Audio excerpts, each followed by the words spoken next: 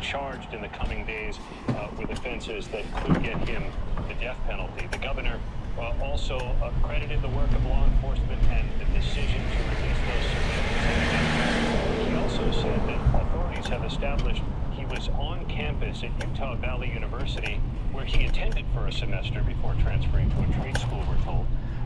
About 4 hours before the shooting of Charlie Kirk, he changed clothes twice, authorities said, before making his escape by scampering off that rooftop and into the woods. The authorities said they've been able to link him to the bolt-action rifle allegedly used in the killing of Charlie through messages that a roommate provided on Discord. Some of the content that Tommy Robinson allegedly wrote on that platform mentioned a rifle wrapped in a towel, and that is where and how the authorities said they found the gun, wrapped in a towel in the woods, Diane. And Aaron, they also talked more about messages found on those bullet casings, one that said "Hate Fascist, Catch," and a few others. What are you learning about those? That one, the governor said, "Hey, fascist, catch."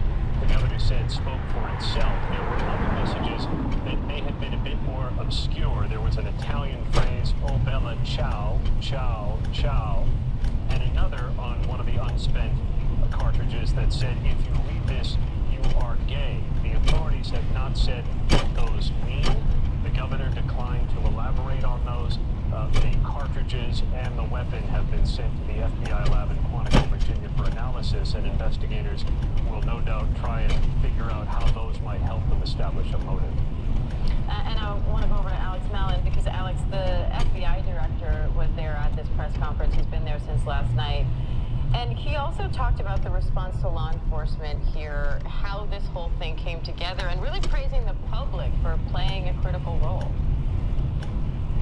Yeah, I think this came after, obviously, FBI Director Cashel was under significant criticism for his initial handling. Remember, he actually announced the day that this happened that they had a subject in custody, and that turned out not to be true. They had to release that individual after interviewing him. So his comments on this publicly were scrutinized. He obviously went to the scene yesterday with Deputy Director Dan Bongino. They both personally surveyed it.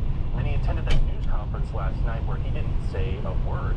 And they released those videos, but obviously he was very much touting the work of local law enforcement, the partnership with the federal law enforcement. He said that obviously releasing those videos, the decision to take those videos and the pictures out, he said credited with the identification that ultimately of this subject. And I think that, we're gonna see whether the Justice Department and federal prosecutors weigh bringing federal charges in this case. We heard from Governor Cox. He said he had about 3 days to bring local charges, which is not.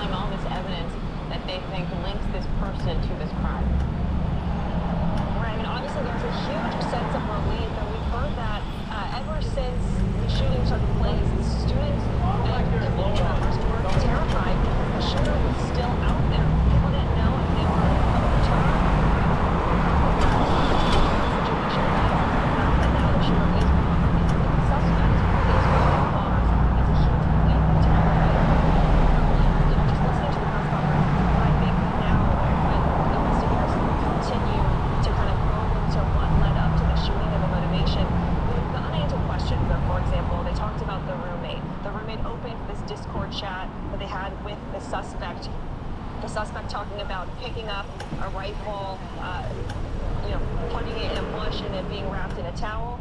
And then also there were conversations with family members of the suspect, where family members said the suspect was filled with hate and had gotten more political over the last year. And so it'll be interesting to see what investigators are able to piece together now that they have someone in mind and they've been able to interview the people around the suspect.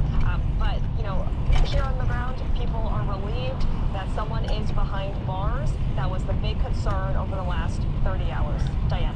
And I want to go to Karen Travers for us at the White House, because Karen, it just goes to show the high-profile nature of this case that we actually first learned that there was a suspect in custody from the president himself.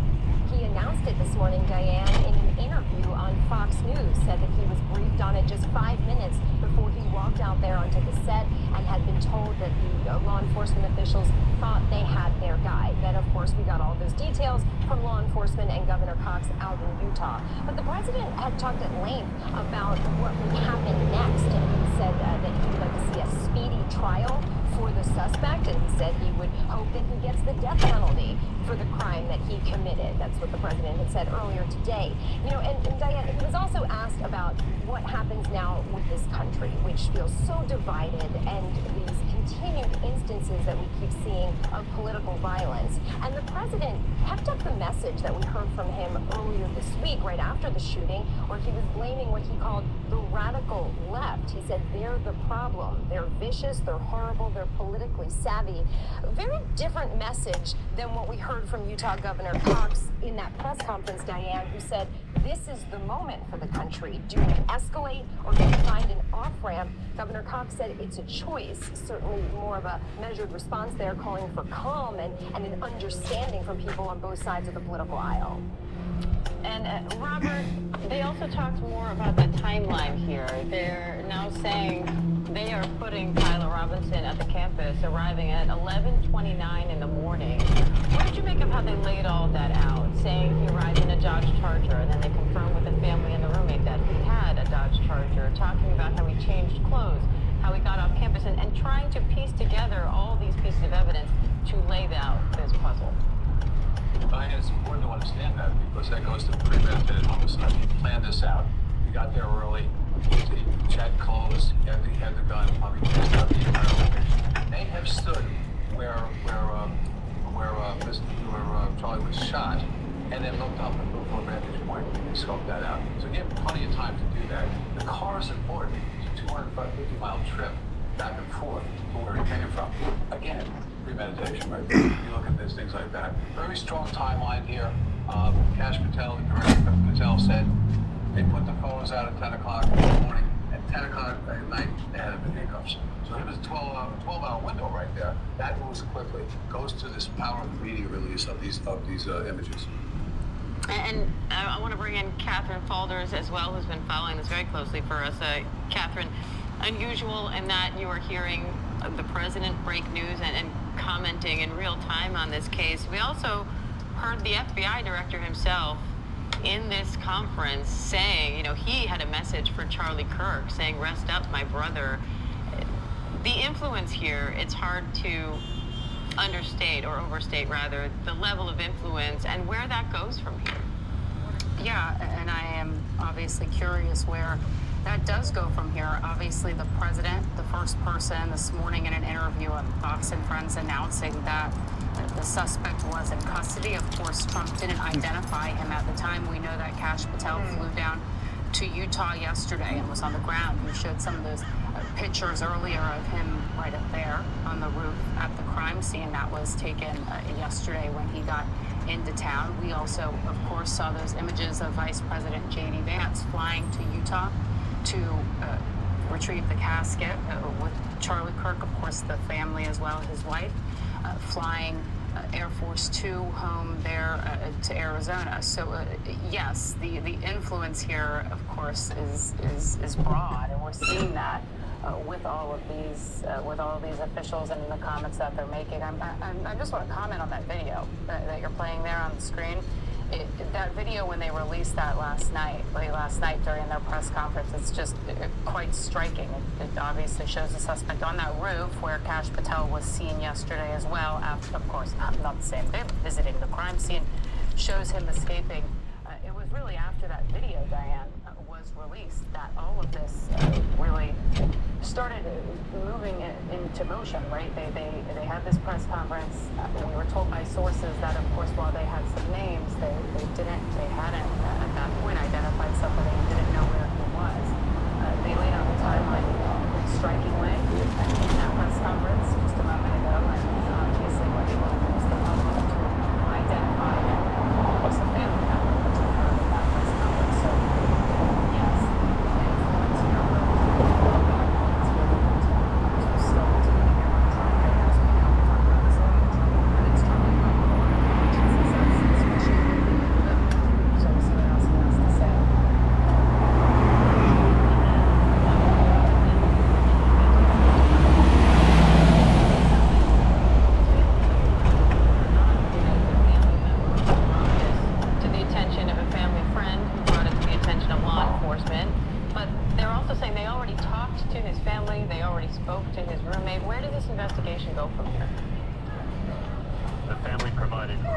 detail, perhaps in understanding a motive as authorities work to determine one. According to the governor, the family told investigators that Tyler Robinson had become more political recently, and in fact, at a recent dinner, had mentioned Charlie Kirk's visit to Utah Valley University, and it appears at that dinner, according to the family, that Robinson expressed a view that he did not like Charlie Kirk or his viewpoints. Now, whether that presaged any violence, the investigators did not say, but it does help them perhaps establish at least an inkling that Tyler Robinson allegedly did not like Charlie Kirk and would have cause. But they are still digging in and investigating other connections that he had, no doubt looking at social media. On Discord is where authorities said he mentioned needing to retrieve a rifle, the single bolt-action rifle that the authorities recovered in a wooded area. They said it was wrapped in a towel, and the message on Discord also mentioned the gun being wrapped in a towel. So Diane, that's giving them confidence they have the right individual. And the governor said he would be charged with the murder of Charlie Kirk in the next couple of days. All right, big thanks to Aaron Kaczynski, Alex Malin, Jacqueline Lee, Karen Travers, Robert Boyce. Thank you all. We will bring you the latest on this story throughout the day right here on ABC News Live. Coming up, we're also taking a look at Prince Harry's surprise visit to Ukraine, why he went there, and who he'll be visiting during his trip. Before we talk avid Big Ten blood drive ideas, let's get in the competitive spirit with the scavenger hunt. I worked all weekend on that. Save lives and help win your school $1 million. It's okay. It's in your nature.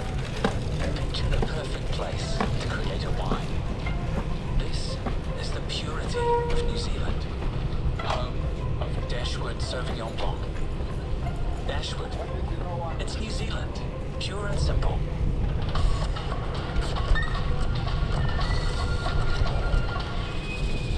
Clip Studio Paint's perceptual color mixing creates more vibrant tones closer to how traditional paint behaves.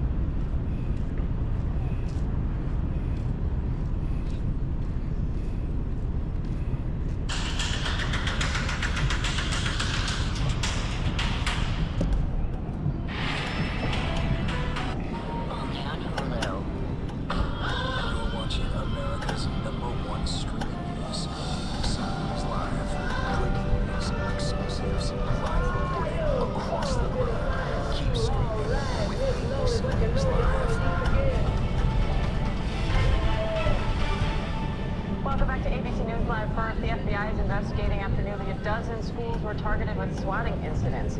Law enforcement tells ABC News many of the false emergency calls threatened racially motivated shootings at several historically black colleges and universities.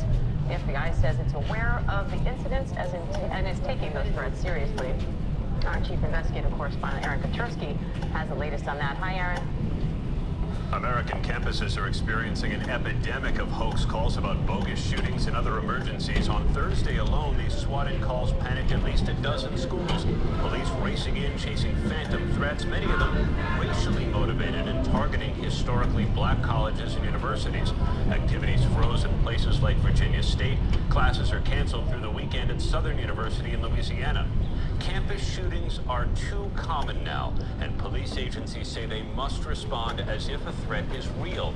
But the concern here is twofold. Swatting wastes law enforcement resources and sends heavily armed officers into student spaces with guns drawn. Diane, it was a Naval Academy in Annapolis. A midshipman was shot during the response, had to be flown by helicopter to the hospital. Evidence of why swatting is so dangerous, Diane. Aaron Katersky, thank you. And authorities are identifying the student who shot two classmates at a Colorado high school. They say the 16-year-old was radicalized by an extremist network when he opened fire at Evergreen High School with a revolver. He reportedly died of a self-inflicted injury. The Sheriff's Department is also correcting earlier reports that one injured student had been released from the hospital, now saying two teens are still receiving treatment. The Sheriff's Department is crediting lockdown drills with saving lives in this case. And Prince Harry's making a surprise visit to Ukraine. He's meeting with veterans there and working to help rehabilitate wounded soldiers. Foreign correspondent Maggie Rulli has the details. Hey, Diane. Yeah, this was a surprise this morning. Prince Harry hopped on the overnight train to the country's capital, Kyiv, and told reporters on the way that he wanted to humanize the people involved in this war. Now, in addition to meeting with the Prime Minister, he's also expected to meet with some 200 Ukrainian veterans, with the focus of this trip really being about rehabilitating Ukrainian soldiers. Diane, we know this is something that is so close to Prince Harry's heart. He was in the military himself for 10 years. He did 2 tours in Afghanistan.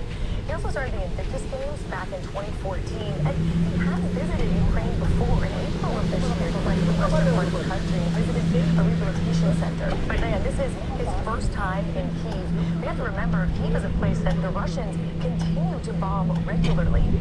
Now, this has been a big week for Harry. He was just in the UK for 4 days this week, where he met with his father, King Charles, for the first time in 19 months, Diane.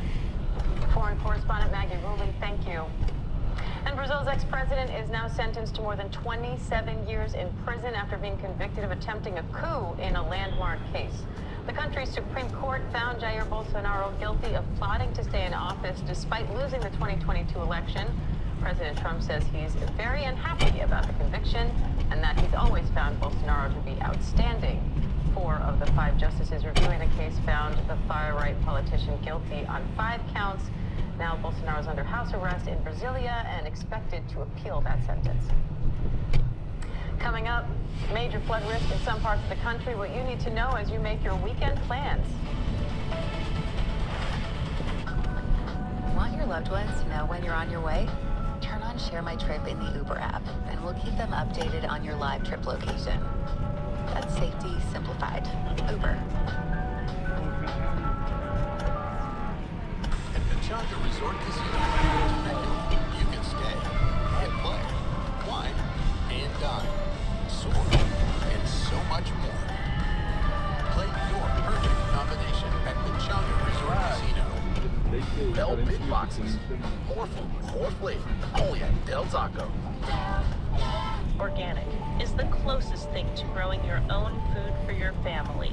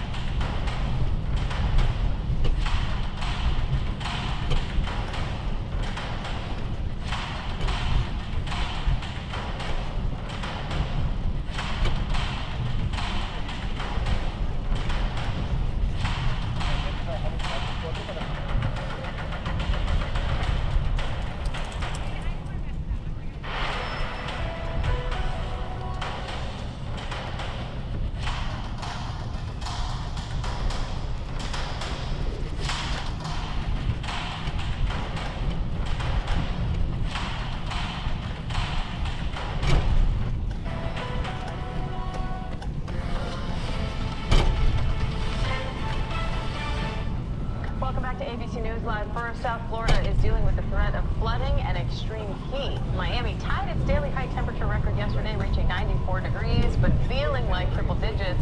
And the National Hurricane Center is watching a system off Africa, saying it could turn into a storm in the next 7 days. ABC News meteorologist Jeff Vanson is tracking all of that for us. Jeff, what do you have your eye on right now? Yeah, just when we thought hurricane season was done, right? It's super quiet on the peak. It's like Mother Nature heard us, and here we go, launching something now that could become something over the next week or so. We start in South Florida, and listen, there are a couple of areas of flooding today, but the good news is that some of these areas can actually use the rain. As you can take a look, just really sporadic downpours cycling throughout the day here. We can see up to 4 inches of rain in the Miami area, a little bit further north Port St. Lucie, 1 to 2 inches of rain. And you take a look at the drought monitor, this newest update as of yesterday, we're actually in a severe drought in the Fort Lauderdale area, moderate drought areas north and south of that. So that will help that situation. Another situation where the drought is much worse down here into the desert Southwest. It is still monsoon season for another couple of weeks. We have not seen really the normal amount of rain that we would expect to see during monsoon season, and that severe to extreme drought all the way up north into Washington State, Montana as well, right along the spine of the Rockies. We take a look, though, at the second flood risk here today. Albuquerque, New Mexico, sort of the centralized bullseye, if you will, of this, but all the way down to Silver City, where we're at an extreme drought to even an exceptional drought in those areas. That will be relieved a little bit by the rain that we are seeing out there today. The heat is on from the Gulf all the way up to Minneapolis. Look at that, the Twin Cities knocking on the door of 90 today, probably get there tomorrow. A little bit cooler here in the Northeast. And yes, we finished with that look at the tropics. A 40% chance of development over the next 7 days. You know, we had one of these last week, Diane. It was a 90% chance that it was going to become Gabrielle, and then it just fizzled out. So there is a lot of dry air here right now. There's a lot of Saharan dust coming off the African coast that could inhibit the development. We'll see what happens in the next few days. All right, I know you'll be watching that for us, Jeff. Thank you. And thank you for watching. I'm Diane Macedo. The news never stops, and neither do we. We have a lot more news right after the break. Stay with us. Make your home work hard for you with a home equity loan from Rocket Mortgage.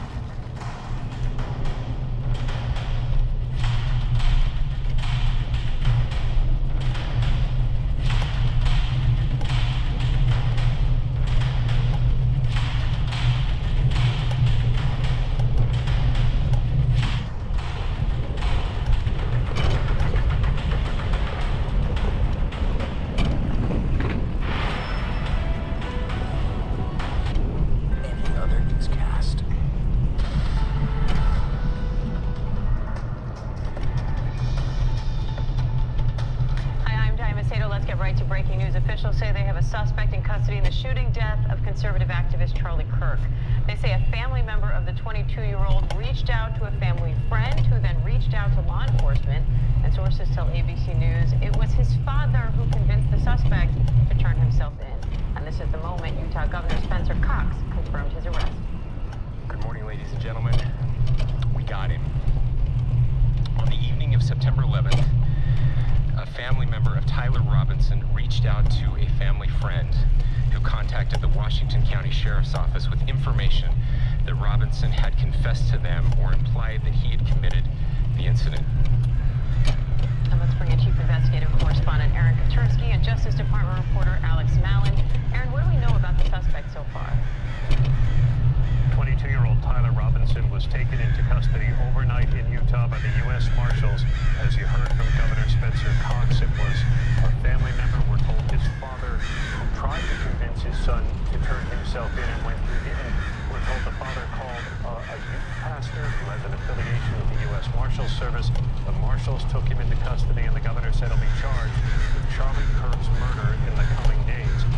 The father seemed to have recognized his son from the surveillance images law enforcement authorities circulated in recent days, the one showing the young man in all dark clothing but with a distinctive shirt, shoes, backpack, and hat. And that description was enough for the father to try to convince his son to turn himself in. Investigators say they've also been able to link him to the weapon through Discord messages that apparently a roommate of Tyler Robinson showed to investigators. Those messages contained content, the governor said, where Robinson allegedly mentioned needing to retrieve a rifle wrapped in a towel. And investigators said when they found the single bolt-action rifle in the woods near the area where they think the suspect escaped, it was wrapped in a towel. The gun and the bullets have now been sent to the FBI lab in Virginia for analysis. So, Alex, what are the next steps in building this case now?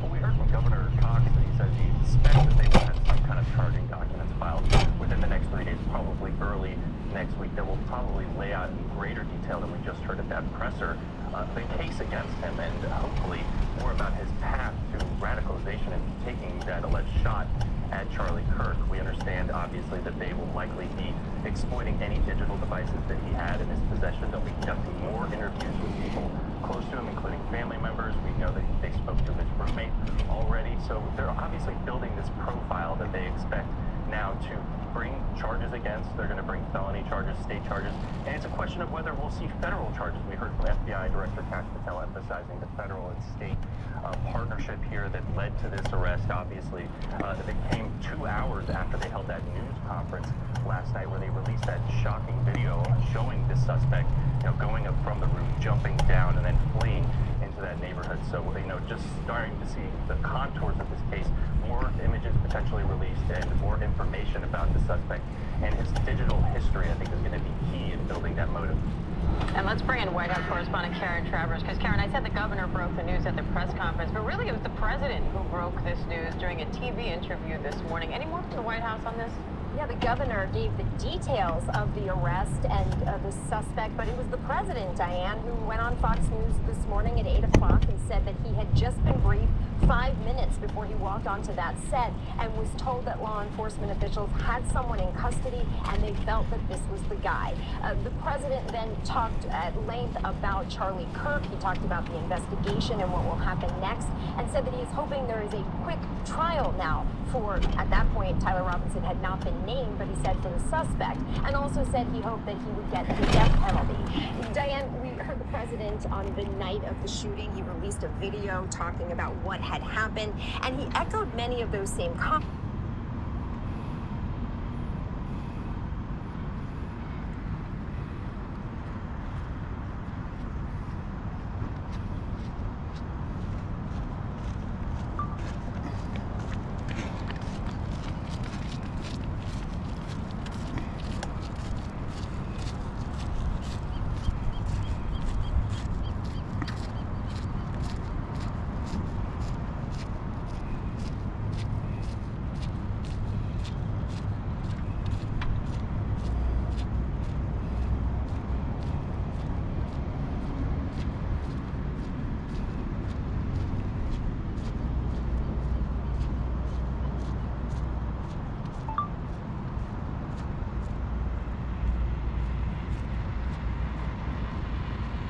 During that interview on Fox today, again blaming what he called the radical left for hatred and saying that they're vicious and horrible but politically savvy.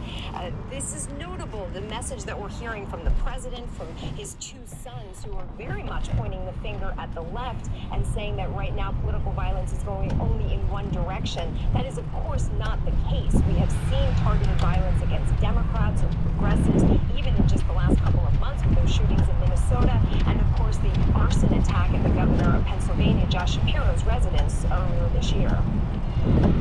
And I want to bring in Washington Bureau Managing Editor Catherine Falders too.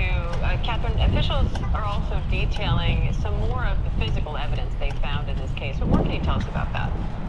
Yeah, they are. Of course, they mentioned that they had found the gun. We know that from yesterday as well. They also mentioned some of the bullets and the casings that were, of course, left not fired. For example, they detailed engravings that were on those casings that, of course, law enforcement officials are still examining. There's some anti-fascist messaging on those. It would appear a number of arrows that they detailed, an up arrow, right arrow symbol, 3 down arrow symbols. All of this is to say that there was inscriptions on the bullets, or at least one bullet, the casings that was left behind, that authorities are still examining. And of course, they detailed a number of messages that were sent on the platform Discord between the suspect in custody and his roommate, of course, who they did not name. That laid out in great detail positioning of the weapon. The authorities said the suspect had communicated with his roommate saying that he had changed his clothes, for example. So they were able, obviously, to use that evidence as well. So they're detailing that and laying that out. Of course, there's still more to learn from that, as well as authorities try and zero in really on the motive here. And I also want to go to former NYPD Chief of Detectives Robert Boyce, because Robert, authorities are saying they've already spoken to the suspect's family, they've already spoken to the suspect's roommate, and presumably they have or will be speaking quite a bit to him over the next couple of days. How crucial are these first hours and days of that interrogation process?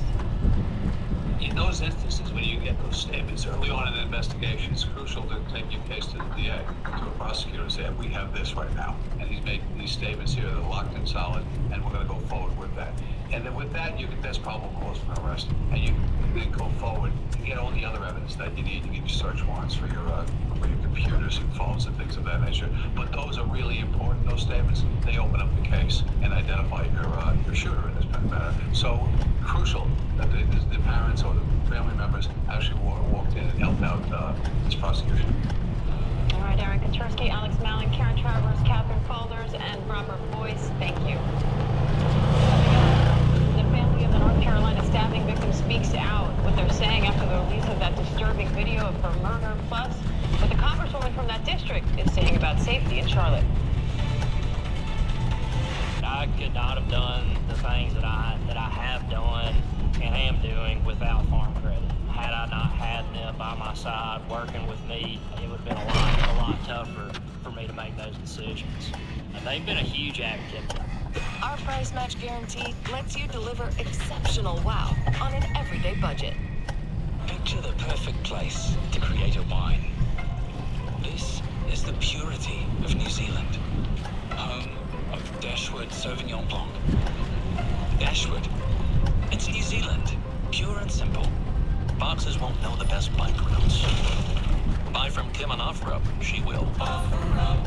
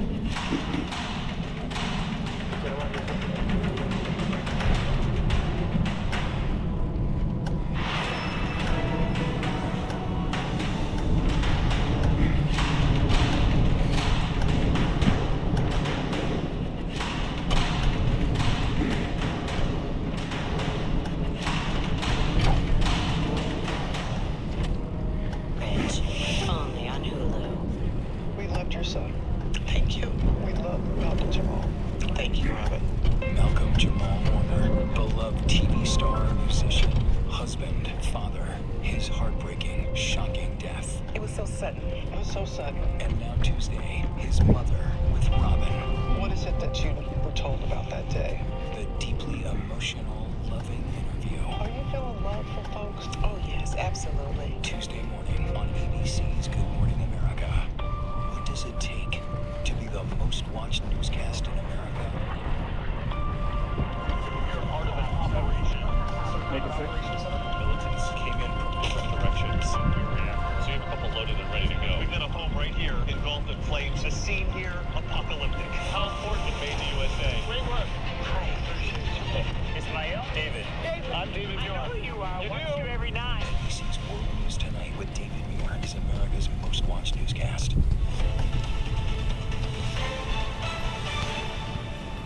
Welcome back to ABC News Live. First, we have an ABC News exclusive now with the uncle of the 23-year-old woman brutally murdered on a North Carolina light rail train. Authorities say the 23-year-old Ukrainian refugee was commuting after work when the suspect randomly pulled out a knife and stabbed her to death. Now, the suspect's history is raising questions about health care and the justice system. Stephanie Ramos has more on what the family's now saying about Irina Zarutska and the change they're now calling for. The family of 23-year-old Ukrainian refugee Irina Zarutska, who was murdered on a Charlotte light rail train weeks ago, is speaking out. Irina was the glue of the family. Disturbing surveillance video captured her final moments. Irina boarding the train after work, taking a seat. Moments later, she was brutally attacked. I watched that video and you know, the mannerisms that she had was just terrible. She didn't deserve that. Nobody does. Police say the suspect, 34-year-old DeCarlos Brown Jr., has a long arrest record. His family tells ABC News he suffers from schizophrenia and had stopped taking his medication. Irina had come to the U.S. in 2022, fleeing the war in Ukraine. She lived with her uncle, aunt, mother, and siblings, working at a pizza shop while planning for her future. Her desire was to go to veterinarian school, and she was making plans to do that. And you know, that was taken from us. Now her family is calling for change to make communities safer. What would you want people to know, not only about her, but to take away from this senseless murder? Things have to change. Our country has to change on how we deal with these situations, and you know, that requires our leadership to take action, and I need for them to take action. For her uncle, justice is about more than a trial. It's about remembering the young woman chasing the American dream. How would you want her to be remembered? She had a strong desire to have a better life, and I think that's, you know, really what the American dream is. She wanted better things for not just herself, but for her family, and she was working towards that. Our thanks to Stephanie Ramos for that report. And the FBI is investigating after nearly a dozen schools were targeted with swatting incidents. Law enforcement sources tell ABC News many of the false emergency calls threatened racially motivated shootings at several historically black colleges and universities. Now the FBI says it's aware of the incidents and taking those threats seriously. ABC's chief investigative correspondent Aaron Katursky has the latest. Hi, Aaron. American campuses are experiencing an epidemic of hoax calls about bogus shootings and other emergencies. On Thursday alone, these swatting calls panicked at least a dozen schools. Police racing in, chasing phantom threats, many of them racially motivated and targeting historically black colleges and universities. Activities froze at places like Virginia State. Classes are canceled through the weekend at Southern University in Louisiana. Campus shootings are too common now, and police agencies say they must respond as if a threat is real.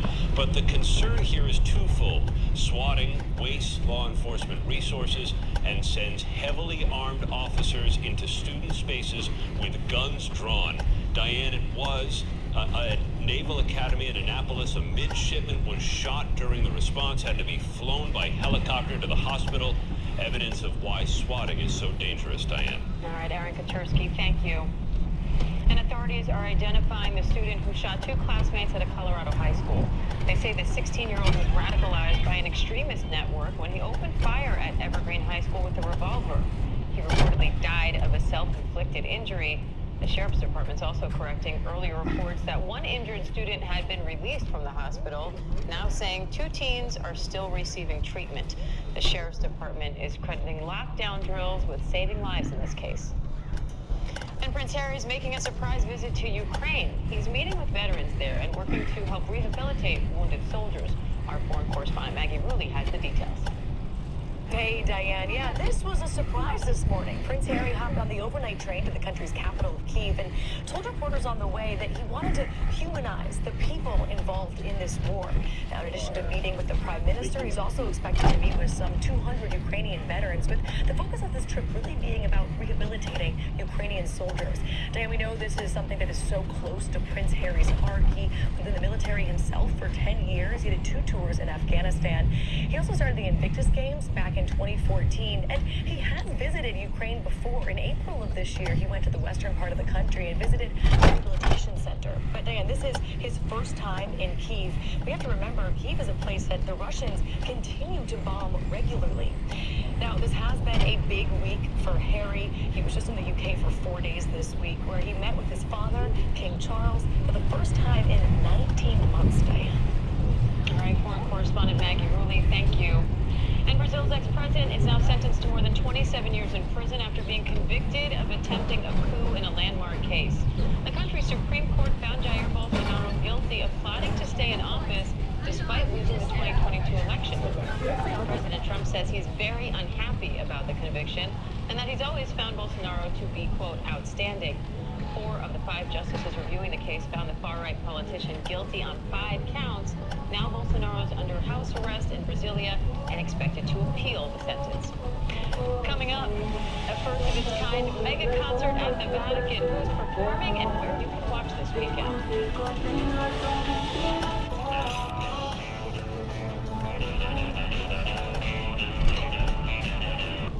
Access your home equity quickly, easily, and with expert guidance at rocketmortgage.com.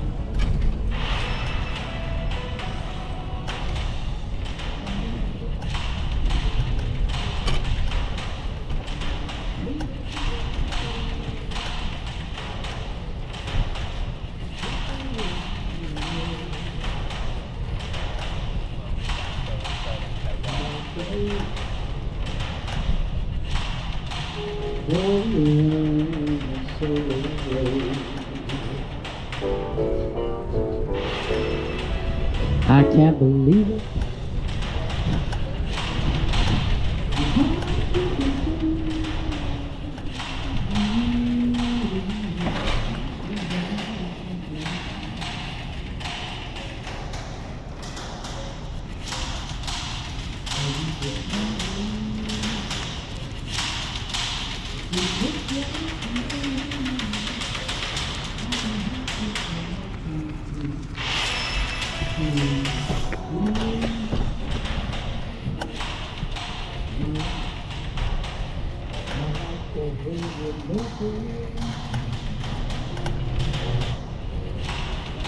I'm all for you, just for the taking. I'm glad we surrender. Hi, Superman. Oh, thank you. Myself to you. Thank you so much. Body and soul.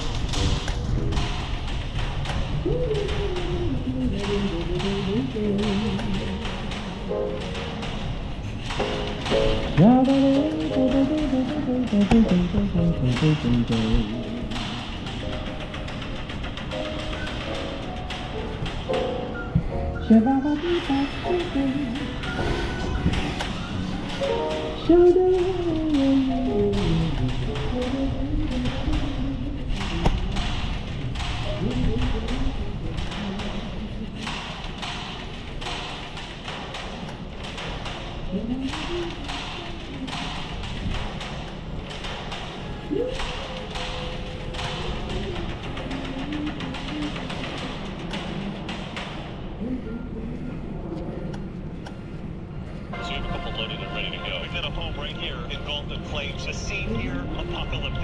How important it may to USA. Ismael? David. I'm David York. You do every night. ABC's Tonight with David Miller is America's most watched newscast.